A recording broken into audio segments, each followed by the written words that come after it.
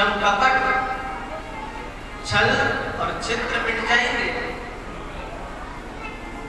मेरे भाई मित्र, विश्राम, आराम, शांति, कृपा जीवन से भर जाएगा।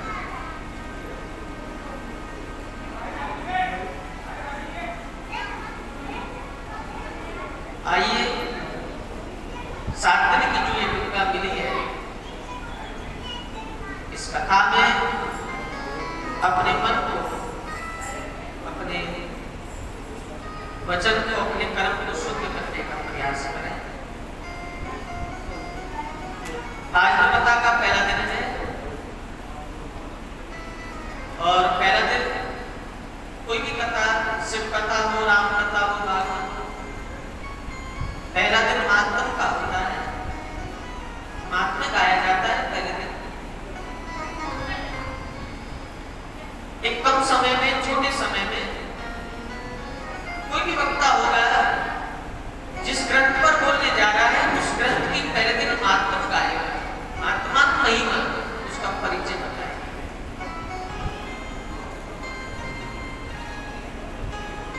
आइए कुछ महात्म की हम चर्चा करें, जो मैंने संतों से सुना, गुरु कृपा से जो मेरी बुद्धि मुद्रा 2-4 बात महात्म की आपके सामने रखूं। पहली बात है मेरे भाई में, ये जो भगवान की कथा है ना, ये हरि कथा, भगवान की कथा केवल कोई शास्त्र नहीं है, केवल कोई पुराण नहीं है।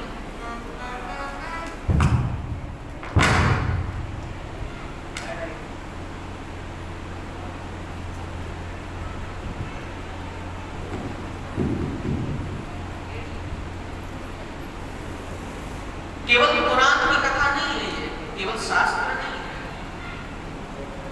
संतों ने इसका महत्व बताया है। भगवान की कथा, भागवत कथा स्वयं भगवान का 12वां स्वरूप है, परमात्मा का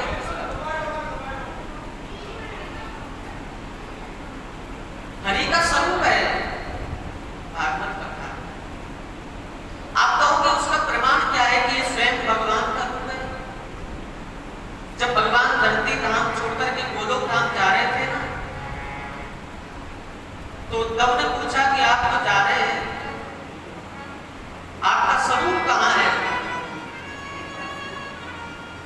भगवान कह गए, उद्धव मैं अपना स्वरूप श्रीमद् भागवत कथा में छोड़ करके जा रहा हूं। ये श्रीमद् भागवत कथा जो है मेरा ही 5वां स्वरूप है, ऐसा भगवान कह गए। तब से मेरे भाई बहन श्रीमद् भागवत कथा को भगवान का 5वां स्वरूप कहा गया है, हरि का स्वरूप है स्वयं। यदि ये भगवान ना होता तो इस पुराण की, इस ग्रंथ की इतनी महिमा ना होती। पुराण तो बहुत है हमारे यहाँ, 18 पुराण है, लेकिन जितनी महिमा भागवत पुराण की है, किसी और पुराण की उतनी महिमा नहीं है। पूरे विश्व में भागवत की कितनी महिमा है, क्योंकि ये स्वयं भगवान है, भगवान के स्वरूप में श्रीमद् भागवत। जहां भागवत विराजमान हो जाएगी, परमात्मा वहां अपने आप स्वयं विराजमान हो जाते हैं, ऐसा भगवान का वचन है, भगवान ने कहा है। तो ये 5वां स्वरूप है भगवान का। दूसरा परिचय है मेरे भाई में, भगवान की कथा गंगा है। चाहे राम कथा हो, चाहे शिव कथा हो, चाहे भागवत हो, ये गंगा का ही स्वरूप है। जैसे गंगा बहती है, ऐसे ही भगवान की कथा भी बहती है। वो तो एक घाट से बहती है गंगा, ये 7-7 दिन का नया घाट बनाती है। 7 दिन कोई घाट से बहेगी, 7 दिन फिर कोई और घाट से, 7 दिन फिर कोई और घाट से, ये घाट बदलती रहती है भगवान की कथा की। रामचरितमानस में गोस्वामी जी ने लिखा है कि भगवान की कथा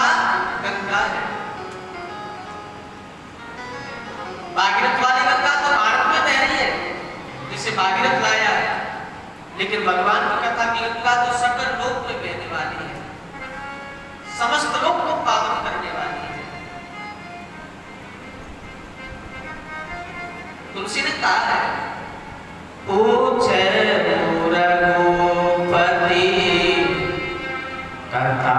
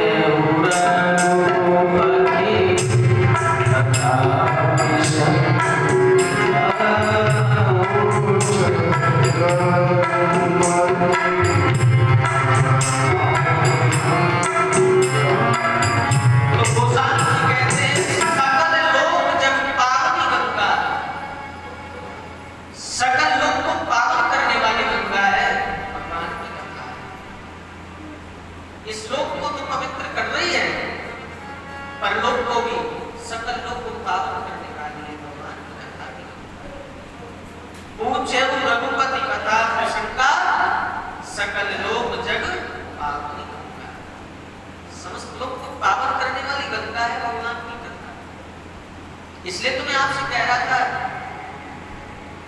कि जो 7 दिन की जो गंगा मिली है हमें यहाँ, केवल सुनना नहीं है, इसमें नहाना है। 7 दिन इस कथा की गंगा में स्नान करना है मेरे भाई बहन, ताकि हमारा मन, हमारा कर्म और हमारे वचन तीनों शुद्ध हो जाए। कथा सुनने से 3 बातें शुद्ध होती है, मैं आपसे कह दूं।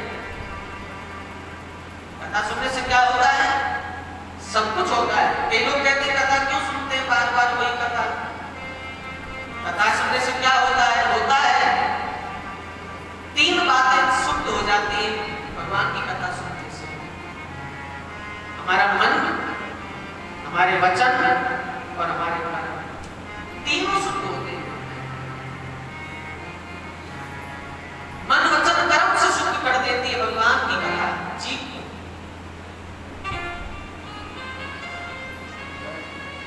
तो सकल लोक जग पावनी गंगा, ऐसी कथा है भगवान। तीसरा परिचय है इसका, भगवान की कथा हम सबकी मां है। मातृ स्वरूप है भगवान की कथा। पुरुषवाचक नहीं है, नारीवाचक है, शक्ति स्वरूप है भगवान की कथा।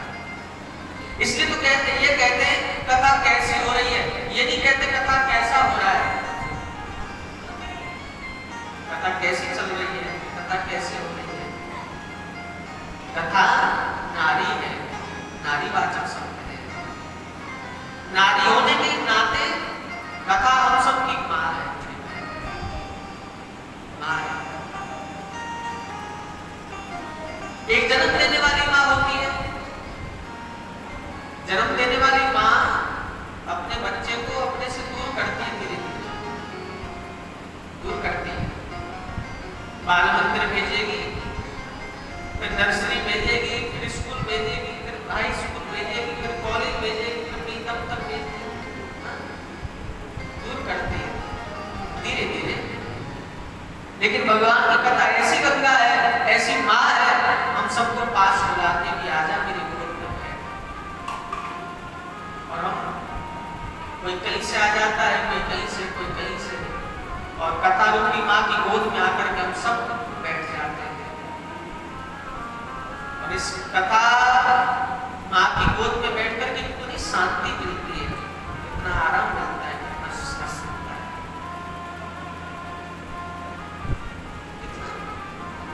बच्चे को माँ की गोद में जितनी शांति मिलती है, जितना आराम बच्चे को माँ की गोद में मिलता है, ऐसे ही मेरे भाई बहन यदि हम बच्चा बन करके जाएंगे इस कथा रूपी माँ की गोद में बैठने के लिए, तो ये कथा रूपी माँ हमारे विश्राम से जीवन को भर देगी, आराम जीवन को प्राप्त कर देगा। तो ये सब हमारी गोस्वामी जी ने तो कहा ना, तात नाम सब विधि तुलसी की आरती श्री रामायण। मेरी तो तात्वी कथा है, मेरी मातवी कथा है, सब कुछ मेरी तो कथा है, गोस्वामी जी कहते हैं। तो ये कथा हम सबकी माँ है, मातृ स्वरूप है कथा। चौथा परिचय इस कथा का, ये कथा कल्प वृक्ष है मेरे भाई बहन, शुरू तनु है भगवान की कथा। और कलयुग में तो खास करके चलता फिरता कल्प वृक्ष है भगवान की कथा, लेकिन जड़ नहीं है, चेतन रहता है। इसके नीचे बैठने से जो कामना होगी पूरी हो जाती है। जो कल्पना करोगे आप इसके नीचे बैठ करके पूरी कर देती है। ऐसा कल्प वृक्ष है, ऐसा सुर तनु है कलयुग का भगवान की कथा। सुर तनु, सब कष्ट सब दुख दूर हो जाते हैं इसकी छांव में बैठ जाओ बस। विश्वास लेकर के, भरोसा लेकर के, जो इसकी छांव में बैठा है, इसके नीचे बैठा है, उसके दुख दूर हो गए विश्वास से बैठो। कलयुग का चलता फिरता कल्प वृक्ष है भगवान की कथा। तुलसी ने एक बड़ी प्यारी चौपाई मानस में लिखी है, सुर तत्व है भगवान की कथा, कल्प वृक्ष है भगवान की कथा। रामायण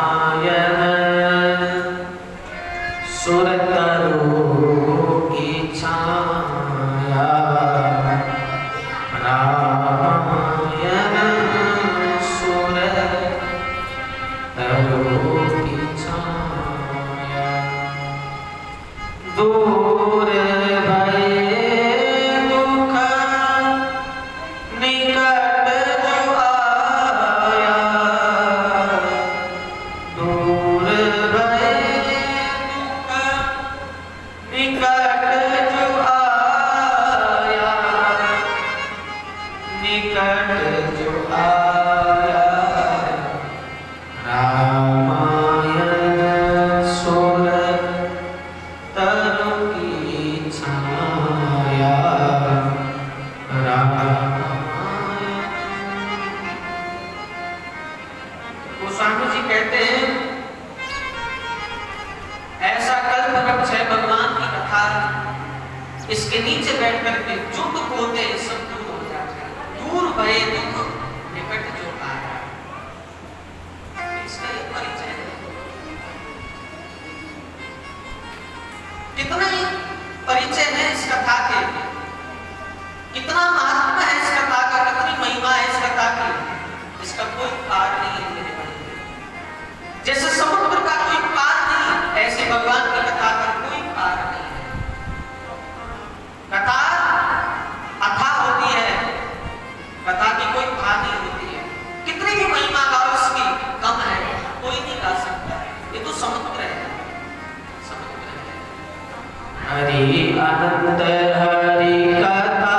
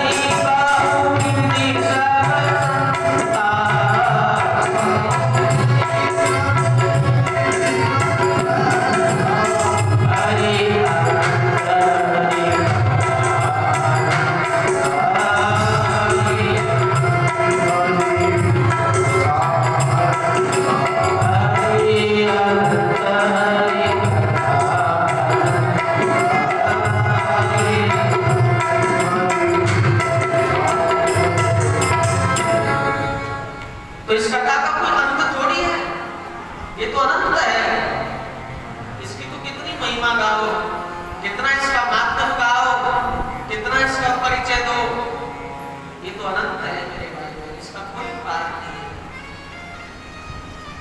तो ये जो बातें संतों से मैंने सुनी, आपके सामने परिचय के रूप में रखी है। अब जो समय बचा है आज की कथा का थोड़ा कर्म निर्वाह करें, लेकिन उससे पहले 2-5 मिनट हरि नाम संकीर्तन करें। भाव से आइए मिल करके एक दूसरे के लिए हरि बोल हरि बोल हरि बोल हरि बोल हरि बोल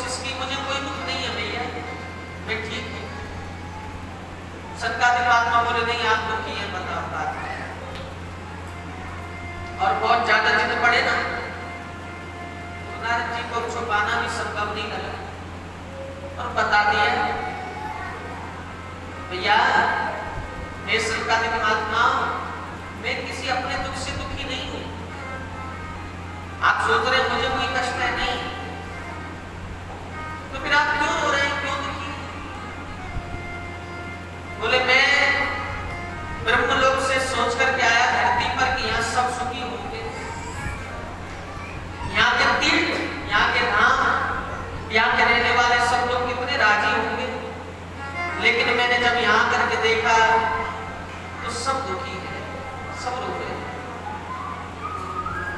कोई तन दुखी, कोई मन दुखी, कोई धन बिन रहे उदास, थोड़े थोड़े सब दुखी, सुखी हरि के दास। नारद जी कहते हैं मैंने यहाँ करके देखा तो कोई तन से दुखी है, कोई मन से दुखी है, कोई धन से दुखी है, कोई परिवार से दुखी है, सब दुखी है, सब रो रहे हैं। कल्याण के तट पर बैठकर के फिर कल्याण से कोसों दूर पड़े हैं। इस धरती पर तो मेरे परमात्मा ने कितने अवतार लिए हैं, कभी कोई अवतार, कभी कोई अवतार, कभी कोई अवतार, लेकिन यहाँ पे रहने वाले लोग कितने दुखी हैं। दुनिया दुखी देखी मैंने, लेकिन क्या कहना वृंदावन के दुख का, वृंदावन में तो बहुत कष्ट है। बाबा वृंदावन में कौन सा कष्ट देखा, तो पूरी कथा बताए। वृंदावन जब मैं यमुना किनारे जा रहा था तो मैंने देखा एक जवान स्त्री बैठी है, उसके पास दो बूढ़े लोग बेहोश पड़े हैं, अचेत पड़े हैं दोनों पुरुष। वो उन्हें बार बार जगा रही है, जग जाओ, उठ जाओ, उठ जाओ, लेकिन वो जगते नहीं है, बेहोश पड़े हैं दोनों। और मैं ये सब दृश्य देख रहा हूं, बहुत देर हो गई मुझे देखते देखते, मुझसे नहीं रहा गया तो मैं उस देवी के पास गया, उस महिला के पास गया, और जैसे उस देवी के पास गया वो स्त्री खड़ी हो गई, मुझे प्रणाम करने लगी, मुझे स्थान दे दिया बैठने के लिए। ओ साधु जनम कृष्णा चिंता अपनी नासारी। बाबा ये तो भगवान की कृपा हुई है जो आपके दर्शन हो गए, आओ आओ बैठो बाबा। नारद जी कहते मैं बैठ गया, मैंने पूछा कि आप कौन है, अपना परिचय बताओ। तो उस देवी ने अपना परिचय बताया, अहम भक्ति रीति खायता। बाबा मेरा नाम भक्ति देवी है, मैं भगवान की भक्ति हूं। नारद जी कहते हैं जब मैंने सुना कि आप भक्ति हो तो मैं धन्य हो गया, भगवान की भक्ति के मुझे दर्शन हो गया, और वो भी वृंदावन धाम में यमुना किनारे। लेकिन आप भक्ति है तो आप रो क्यों रही है, भक्ति कोई रोए, भक्ति रोएगी तो दुनिया का क्या होगा, क्या कष्ट है आपको बताओ। बददेवी संस्कार दुखस्य कारण, अपना दुख मुझे विस्तार से बताओ। बाबा मैं इसलिए रो रही हूं, आप ये दो पुरुष देख रहे हो बेहोश पड़े, हाँ ये कौन है आपको पता है, मुझे तो नहीं पता। देखिए ये मेरे दो पुत्र हैं, मैं इनकी मां हूं, मेरे पुत्र हैं। नारद जी ने जब सुना तो बहुत आश्चर्य में पड़ गए। देवी ये तो मैंने कभी नहीं देखा ऐसा, मां जवान और संतान होगी, ये तो उल्टा है। मां को पूरा होना चाहिए, संतान जवान होनी चाहिए। आप जवान हैं, आपकी संतान पूरी पड़ी है,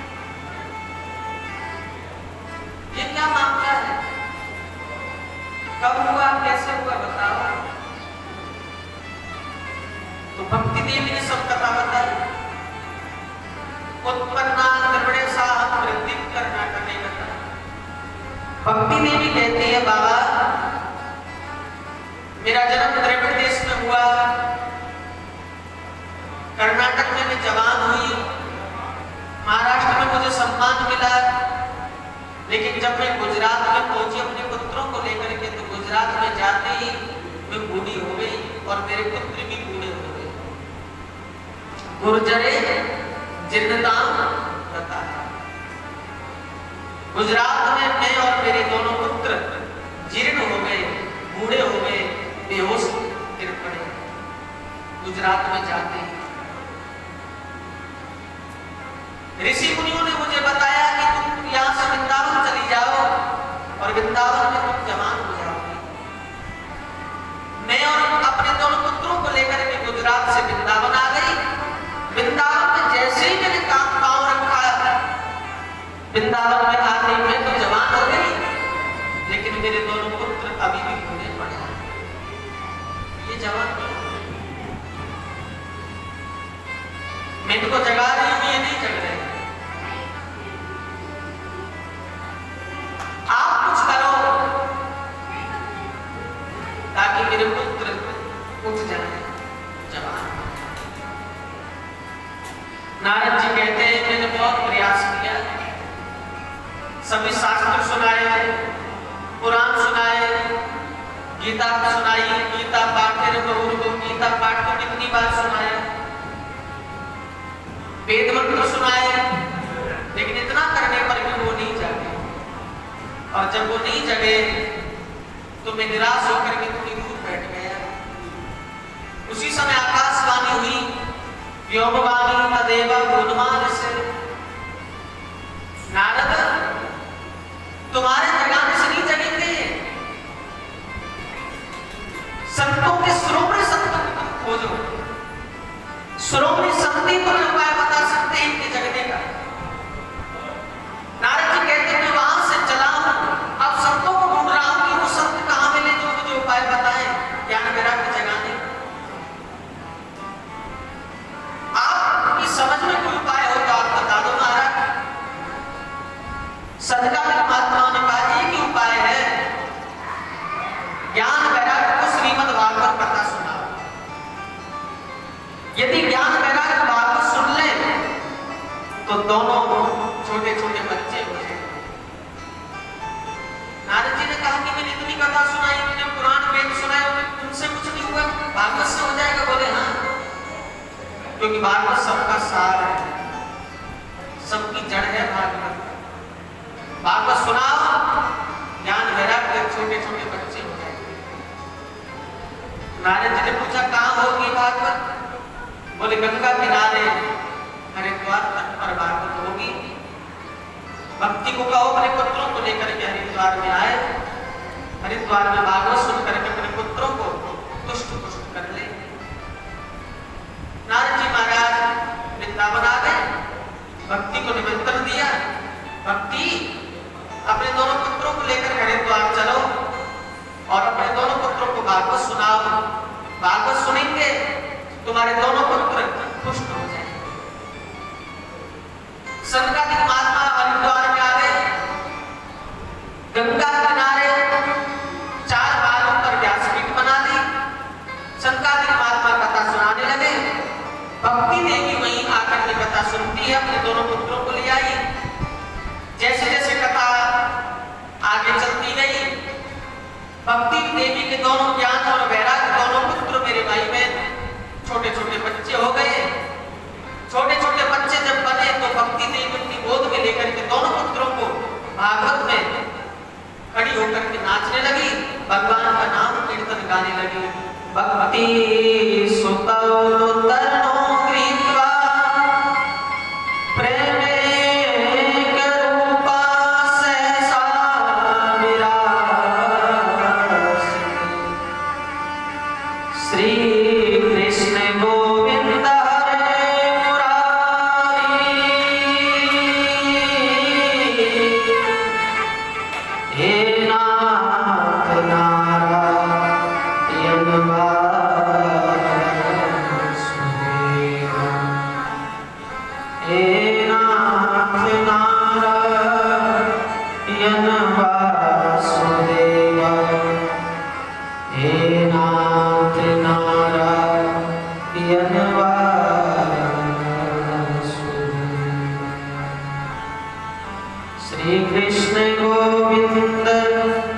हरे मुरारी हे नाथ नारायण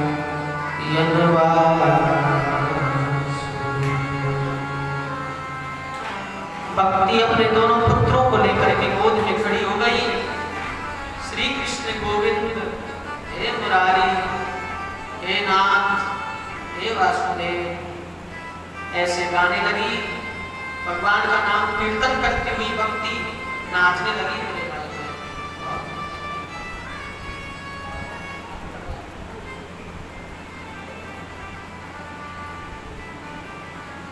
संगत महात्माओं से पूछा श्रोताओं ने कि ये कौन है, तो कहा कि वही भक्ति देवी जो वृंदावन यमुना किनारे बैठी बैठी हो रही थी, और इसके गोद में जो छोटे छोटे बच्चे लग रहे हैं ये वही बालक है ज्ञान वैराग्य जो वहां बूढ़े पड़े थे। भागवत अमृत पी करके दोनों बालक दोनों ज्ञान वैराग्य तुष्ट पुष्ट हो गए। भागवत की ऐसी महिमा है मेरे भाई बहन, ज्ञान वैराग्य को भागवत ने छोटे छोटे बच्चे बना दिए। इस कथा से यही सीख मिलती है कि भागवत जी से 4 वस्तु मिलती है।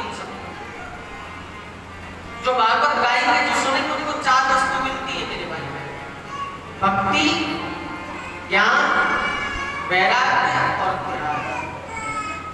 देखिए भागवत जी में 4 शब्द हैं, भा, गा, बा और ता। तो चारों को जोड़ेंगे तो क्या बनेगा? भागवत। तो 4 शब्द हैं, चारों शब्द से एक एक चीज मिलती है। भा से भक्ति, गा से ज्ञान, बा से वैराग्य और ता से त्याग। ये कथा बताई। सूत जी महाराज कहते हैं कि भक्ति ज्ञान वैराग्य को देने वाली तो है ही भागवत। किसी जीव को यदि अकाल मृत्यु हो जाए और वो प्रेत बन जाए तो प्रेत योनि से भी मुक्त कर देती है भगवान की कथा। तो सोनकाद कृष्ण ने पूछा कि बाबा किसी प्रेत की मुक्ति हुई है? भागवत सुन करके बोले हाँ।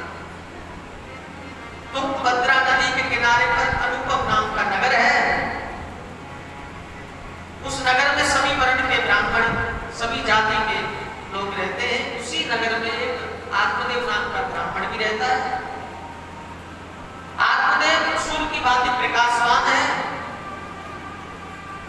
आत्मदेव की पत्नी का नाम है धुंधली, और धुंधली बड़ी कर्कशा महिला है। पति की कोई बात मानती नहीं, हर समय क्लेश करती है, झगड़ा करती है। आत्मदेव ब्राह्मण दुखी हो गए। एक दिन घर छोड़ करके जंगल में चले गए। सरोवर में कूद करके आत्महत्या करना चाहते थे। किसी साधु ने पकड़ लिया और साधु ने बचा लिया मरने से। साधु आत्मदेव ब्राह्मण को बचा लेता है मरने से। ये भगवान की कृपा है। बिना भगवान के साधु नहीं मिलता है, उसकी कृपा से साधु। हनुमान जी जब लंका में गए मां की खोज करने, तो विभीषण जी से जब मुलाकात हुई वहां, तो विभीषण ने क्या कहा हनुमान जी से? अब तक तो केवल सुना था मैंने, लेकिन आज पक्का भरोसा हो गया कि बिना भगवान की कृपा के साधु का दर्शन नहीं होता। कृपा होती है भगवान की तभी संत मिलेगा, बिना कृपा के नहीं। अब